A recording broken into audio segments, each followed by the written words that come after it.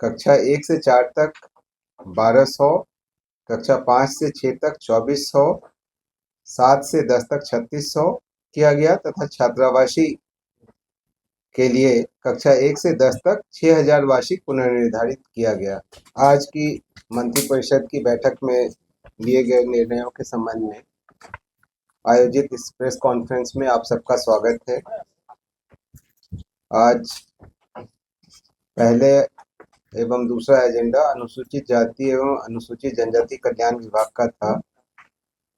पहले एजेंडा में 25-26 से प्री मैट्रिक छात्रवृत्ति योजना की दर को संशोधित करते हुए कक्षा 1 से 4 तक 1200, कक्षा 5 से 6 तक 2400, 7 से 10 तक 3600 किया गया तथा छात्रावासी के लिए कक्षा 1 से 10 तक 6000 वार्षिक पुनर्निर्धारित किया गया। इसी के अनुरूप 529 करोड़ 64 लाख रुपए के व्यय की स्वीकृति दी गई। अनुसूचित जाति एवं अनुसूचित जनजाति कल्याण विभाग का दूसरा एजेंडा वित्तीय वर्ष 25-26 से केंद्र प्रायोजित अनुसूचित जाति एवं अनुसूचित जनजाति प्रवेशिकोत्तर छात्रवृत्ति योजना तथा राज्य स्कीम से संचालित मुख्यमंत्री अनुसूचित जाति एवं अनुसूचित जनजाति प्रवेशिकोत्तर छात्रवृत्ति योजना अंतर्गत अधिकतम वार्षिक सीमा के पुनर्निर्धारण हेतु पूर्व निर्गत संकल्प इसकी स्वीकृति दी गई। इसका पूर्व में यह अधिसीमा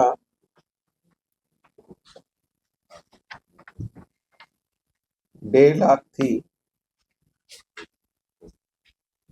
उसको बढ़ा करके 3 लाख किया गया। आपदा प्रबंधन विभाग द्वारा तीसरे एजेंडा के अंतर्गत संशोधित बिहार आपदा जोखिम न्यूनीकरण road map revised Bihar disaster risk reduction road map 2025-30 की स्वीकृति के संबंध में निर्णय लिया गया। चौथा एजेंडा था उच्च शिक्षा विभाग का भारत रत्न उस्ताद बिस्मिल्लाह खां के नाम पर बक्सर जिले के डुमरांव में संगीत महाविद्यालय की स्थापना हेतु 87 करोड़ 81 लाख 43 हजार रुपए की योजना की प्रशासनिक स्वीकृति दी गई। पूर्व में इसमें 14 करोड़ 52 लाख की योजना की स्वीकृति दी गई थी, जिसको रद्द किया गया। नई योजना में म्यूजियम और ऑडिटोरियम ये दोनों भी सम्मिलित किए गए हैं और इसके चारदीवारी को भी सम्मिलित किया गया। पांचवा एजेंडा उच्च शिक्षा विभाग का था, जिसके अंतर्गत नव गठित उच्च शिक्षा विभाग के कार्यों के संपादन हेतु 161 पदों का सृजन तथा उच्च शिक्षा निदेशालय के कार्यबल को वर्तमान स्वरूप में उच्च शिक्षा विभाग में अंगीकृत करने की स्वीकृति दी गई। गृह विभाग का छठा एजेंडा था, जिसमें बिहार विशेष सशस्त्र बल BSAP-1 गोरखा वाहिनी की स्थापना के लिए नौबतपुर अंचल में 30 एकड़ भूमि के भू अर्जन हेतु 40 करोड़ 54 लाख 41 हजार 38 रुपए की स्वीकृति दी गई।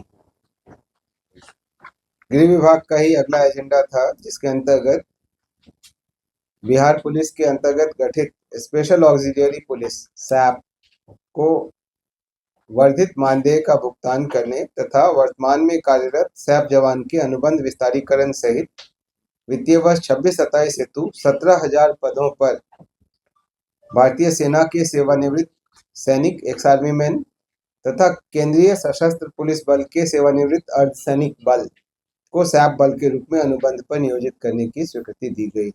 इस बार एक्स CAPF भी जो हैं एक्स पैरामिलिट्री जवान, उनको भी अनुबंध पर इसमें नियोजित किया जाएगा।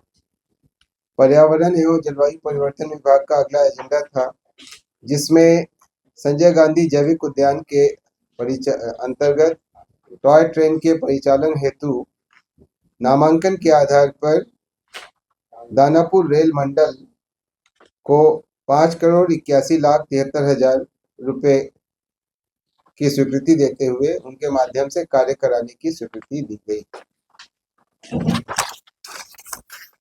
अगला एजेंडा पिछड़ा वर्ग एवं अति पिछड़ा वर्ग कल्याण विभाग का था।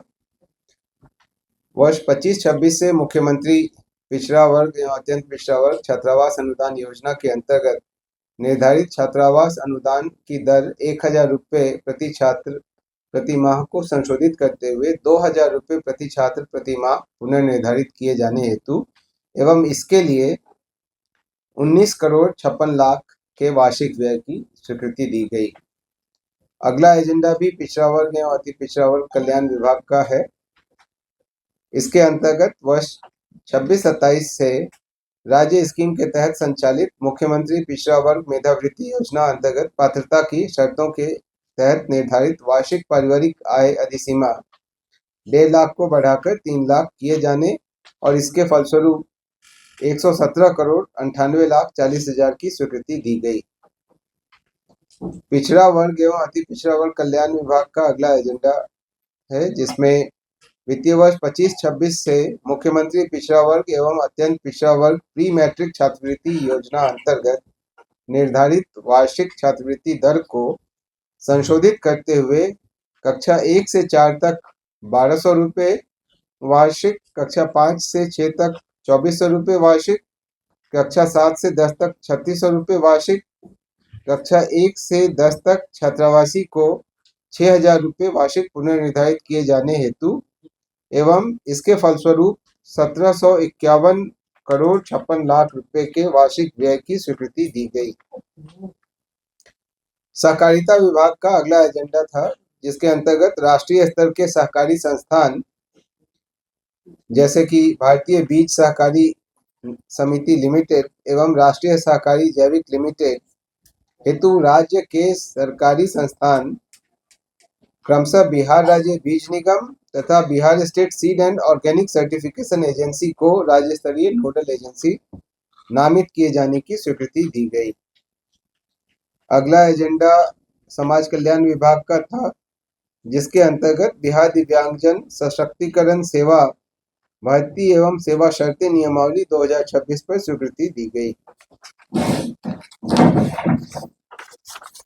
शिक्षा विभाग का अगला एजेंडा था, जिसके अंतर्गत पीएम श्री योजना के तहत राज्य के लिए चयनित कुल 47 प्रारंभिक सरकारी विद्यालयों हेतु 25-26 के लिए उपबंधित राशि 40 करोड़ रुपए की प्रशासनिक स्वीकृति दी गई।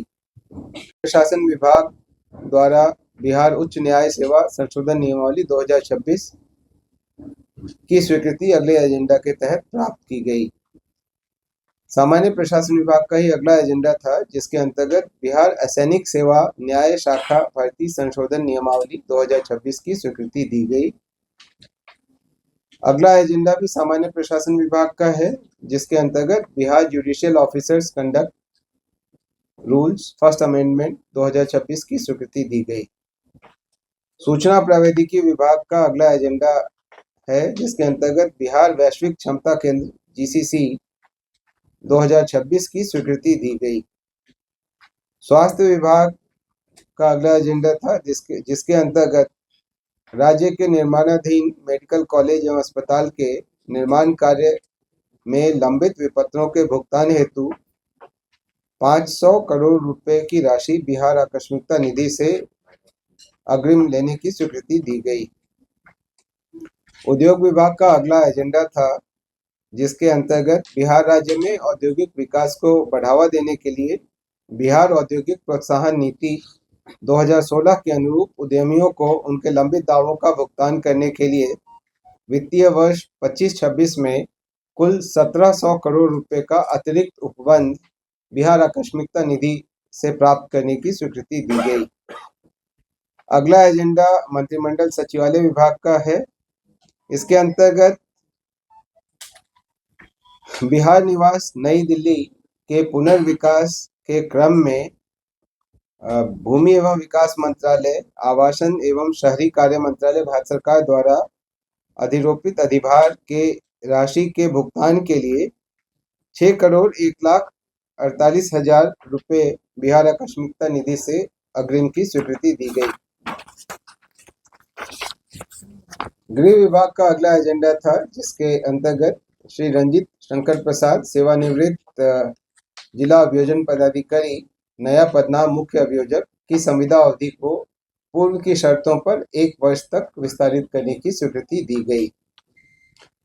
राजस्व एवं भूमि सुधार विभाग का अगला एजेंडा था, जिसके अंतर्गत बिहार राजस्व सेवा नियमावली 2010 में प्रयुक्त पदनाम भूमि सुधार उपसमाहर्ता एवं समकक्ष को अनुमंडल राजस्व पदाधिकारी एवं समकक्ष के रूप में प्रतिस्थापित करने तथा अनुमंडल राजस्व पदाधिकारी के कार्य एवं दायित्व को निर्धारित करने हेतु नियमावली में अनुसूची 2 जोड़े जाने की स्वीकृति दी गई।